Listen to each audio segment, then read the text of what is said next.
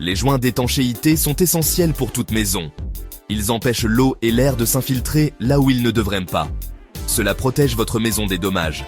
Voyez les joints d'étanchéité comme une barrière. Ils remplissent les trous et les fissures dans les murs, les sols et autour des installations. L'utilisation du bon mastic garantit que votre maison reste sèche et confortable. Sans joints d'étanchéité, l'humidité peut provoquer des moisissures. Les courants d'air peuvent rendre votre maison trop froide ou trop chaude. Cela entraîne des factures d'énergie plus élevées et un espace de vie inconfortable. En savoir plus sur les mastiques vous aide à faire des choix judicieux pour vos réparations domiciliaires. Il existe de nombreux types de mastiques. Chacun est adapté à différents travaux. Mastic silicone, c'est un choix populaire pour les salles de bain et les cuisines. Il est imperméable et résiste aux moisissures. Vous pouvez le trouver en différentes couleurs pour correspondre à vos surfaces.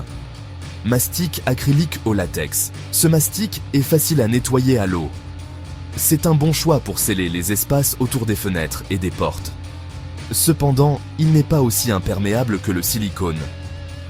Mastic polyuréthane. Ce mastic est très durable et flexible. C'est un bon choix pour une utilisation en extérieur, comme le scellement autour d'un cadre de fenêtre. Mastic de plombier, ce n'est pas techniquement un mastic, mais il est utilisé à des fins similaires. C'est un mastic malléable qui est utilisé pour sceller autour des appareils de plomberie, comme les éviers et les drains. Il est important de connaître le bon mastic pour votre projet. Regardez l'étiquette pour voir à quelle surface il convient. L'application du mastic est facile si vous suivez ces étapes.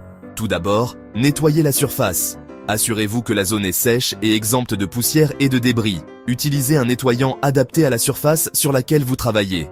Ensuite, préparez le mastic.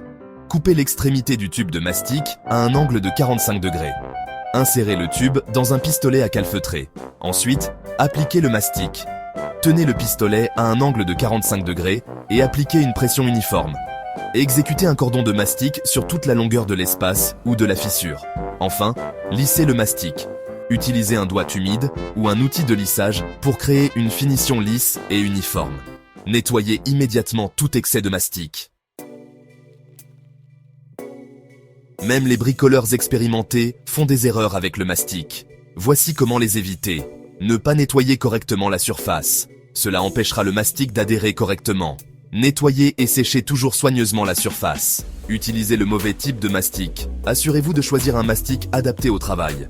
Appliquez trop de mastic. Cela fera des dégâts et prendra plus de temps à sécher. Appliquez un cordon de mastic fin et uniforme. Ne pas lisser le mastic. Cela donnera une finition non professionnelle. Prenez le temps de lisser le mastic pour un aspect propre. Avec les bonnes connaissances et un peu de pratique, vous pouvez obtenir des résultats d'aspect professionnel. N'oubliez pas qu'une maison bien scellée est une maison heureuse et saine.